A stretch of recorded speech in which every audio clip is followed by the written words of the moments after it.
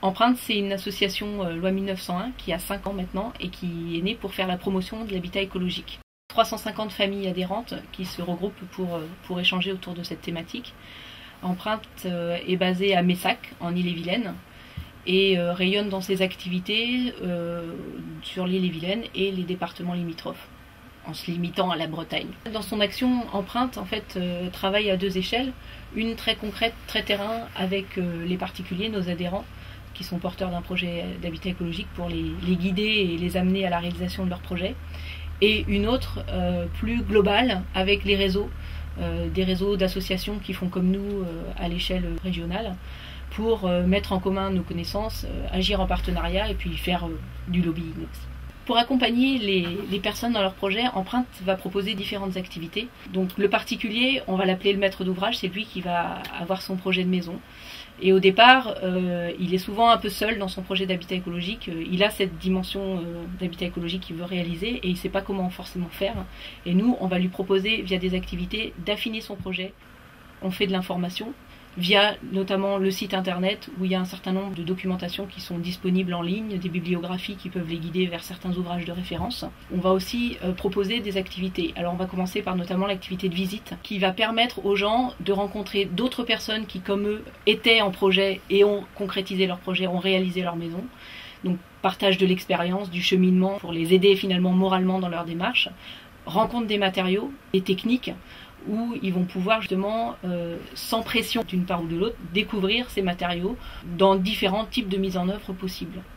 On va également avoir ce qu'on appelle des soirées d'échange, qui sont là des moments conviviaux de rencontres entre adhérents, entre porteurs de projets, à différents niveaux qu'ils se trouvent de leur propre projet, soit très en amont, soit en pleine réalisation, et donc encore une fois de partager des expériences, pour être souvent moins seul, puisque finalement quand on a un projet comme ça, parfois socialement on n'est pas toujours compris, et ça permet de se créer un réseau, éventuellement après de constituer des réseaux même d'entraide, pourquoi pas, mais c'est surtout porteur d'un soutien moral dans leur projet. Pour parvenir à un habitat écologique dans un budget qu'on dirait semblable à une autre maison, il y a construire plus petit, utiliser des matériaux peu onéreux, locaux, et éventuellement il y a se grouper aussi. Donc après on va rentrer dans le vif du sujet des activités qu'on peut proposer, et ce sont les formations. Les formations, elles vont permettre justement aux personnes de s'initier aux techniques qui vont leur permettre d'accéder à l'autoconstruction. Voilà. Donc ces formations sont des formations courtes, qui sont de 2 jours à 5 jours en moyenne, et qui sont encadrées par des professionnels. Ça c'est important, et c'est ce qui les distingue de ce qu'on peut appeler des fois les chantiers participatifs, où on vient donner un coup de main. Les stages se déroulent en chantier école, c'est-à-dire qu'ils se déroulent en chantier réel, sur des chantiers de particuliers, nos adhérents en général. Sur les techniques, alors on est à la fois des savoir-faire traditionnels, tels que la manipulation de la terre crue, des enduits, des murs en terre ou en chaux, et à la fois des techniques nouvelles, on va dire, sur tout ce qui est de la construction paille par exemple, qui est effectivement une technique qui n'existait pas avant, qui n'existe que depuis la fabrication des bottes de paille, et qui vont donc c'est des techniques bien spécifiques, mais qui sont très adaptées aux besoins actuels de performance thermique des maisons, de performance énergétique. En termes de construction paille, il y a différents modes constructifs qui peuvent exister. Ceux qu'on voit souvent en stage sont ceux, donc c'est l'isolation en mode de paille entre ossature bois. Voilà, donc là on va initier les personnes à poser leur paille correctement pour bénéficier au maximum de cet excellent isolant thermique qu'est la paille. Une autre thématique qu'on peut aborder souvent en stage, c'est l'assainissement écologique, la gestion de l'eau. L'assainissement écologique tel qu'on l'entend passe par 2 outils. Un qui est l'économie en amont de l'eau et du gaspillage par l'utilisation des toilettes sèches. Et puis avec un assainissement écologique qui est phytoépuration, qui est en fait un principe de bassin filtre planté de plantes aquatiques et qui vont filtrer les eaux grises, c'est-à-dire les eaux issues des lavages, des douches, des eaux peu sales en fait. Et donc on va initier en mettant en œuvre des phytoépurations les gens pour qu'ils puissent mettre en œuvre ensuite et réaliser leur propre système d'assainissement écologique. Donc souvent les personnes viennent à nous avec des questions très précises, de la quête du meilleur matériau, qu'est-ce qu'il faut qu'ils mettent dans leur maison pour que ça soit vraiment écologique. Tout notre travail, c'est de leur expliquer qu'il n'y a pas forcément de meilleurs matériaux, il y a tout un panel de matériaux qui existent, de plus en plus, mais en fait que ça va être leurs propres critères qui vont leur permettre de faire leur choix. Donc leurs critères, ça va être le temps qu'ils ont, à quelle étape de leur vie ils en sont, combien d'enfants ils ont, leur budget, le temps qu'ils peuvent éventuellement mettre à la construction de leur maison, la participation possible. Voilà, tout ça, ça fait un certain nombre de critères qui vont leur permettre de choisir tel ou tel matériau, et ça ne sera pas le même d'une famille à une autre, parce que chaque famille a ses propres besoins.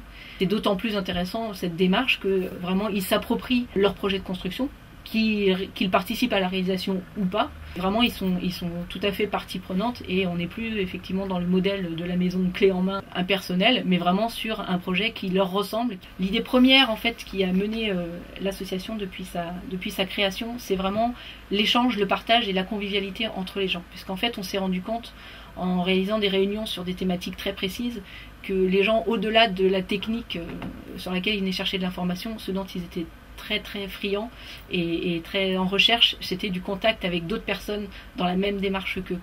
Parmi les réseaux auxquels on participe, il y a notamment le réseau français de la construction de paille, qui est un réseau national qui va rassembler des autoconstructeurs, des professionnels qui travaillent autour de la paille, qui ont construit des maisons, etc. et qui se rassemblent pour partager leurs pratiques. Au sein de ce réseau, nous on a mené une enquête depuis 2 ans sur la construction paille en France pour y voir plus clair, recenser un peu les expériences qui avaient déjà été menées, et puis mieux les connaître et permettre aussi d'appuyer le travail qui se passe aujourd'hui de rédaction des règles professionnelles. Donc c'est un travail qui se passe au sein du réseau et qui permettra à terme la reconnaissance réglementaire de ce mode constructif pour lui permettre de se développer. Sur un autre réseau auquel on appartient, qui est le réseau de l'assainissement écologique, on va travailler justement à la promotion de techniques alternatives d'assainissement pour aller vers une meilleure gestion écologique de l'eau. En ce sens, Empreinte a aussi mené une enquête sur les usagers des toilettes sèches, à une époque où la réglementation n'autorisait pas encore cette pratique, donc pour mieux connaître la pratique, comment elle était faite, comment les gens s'en sortaient, et puis pour l'accompagner, c'est-à-dire que voilà, grâce à cette enquête, on pouvait parler de cet outil intéressant qu'est les toilettes sèches en termes d'assainissement écologique, et à la fois d'en parler, à la fois d'accompagner la technique, donc c'était assez intéressant, sachant qu'aujourd'hui on est à plus de 1300 foyers installés en toilettes sèches qui ont répondu à l'enquête. De ce travail, on a pu également sortir un guide pratique sur les toilettes sèches, qui permet justement d'informer sur ce que c'est que les toilettes sèches, comment ça marche, donc d'aller un petit peu au-delà des préjugés, et puis de permettre aux gens de s'en construire soi-même, et puis d'expliciter tout ce qui a trait à la réglementation, et voilà, et de permettre d'aller plus loin. Sur ce réseau-là, on est aussi aujourd'hui, alors que la réglementation sur l'assainissement non collectif vient de reconnaître les toilettes sèches comme un outil d'assainissement, on travaille avec le réseau en partenariat avec le ministère du Développement durable pour rédiger les circulaires d'application. Donc voilà, ça c'est une des grosses réussites de l'action en réseau, de travailler ensemble pour après aller jusqu'à une reconnaissance officielle des techniques ou des matériaux pour permettre leur multiplication à l'avenir dans une maison écologique. Et puis plus récemment, là depuis 1 an et demi, 2 ans, on fait partie du réseau Eco3, qui est un réseau breton, donc, qui rassemble différents acteurs autour de éco-construction et côté aussi éco-habitat. Donc éco-habitat plus peut-être habitat groupé, mode de vie de l'habitat en lui-même, pas seulement l'enveloppe constructive. Et donc qui rassemble des acteurs de différents niveaux, de l'insertion, tout ça. Et nous, au sein d'Eco3, on va apporter plutôt une dimension de terrain, justement, de par toutes les expériences de nos adhérents. Donc de permettre de parler plus de certaines techniques, et de faire un peu l'aiguillon, parce qu'on est très, très militant, très impliqué, et on va assez loin dans la démarche. Nos adhérents vont assez loin dans leur démarche, et donc on est un peu le petit bateau remorqueur de ce grand réseau pour essayer de le faire aller plus loin dans sa démarche, d'être plus exigeant, de tirer vers le haut le bateau de l'éco-construction ou de l'éco-habitat breton.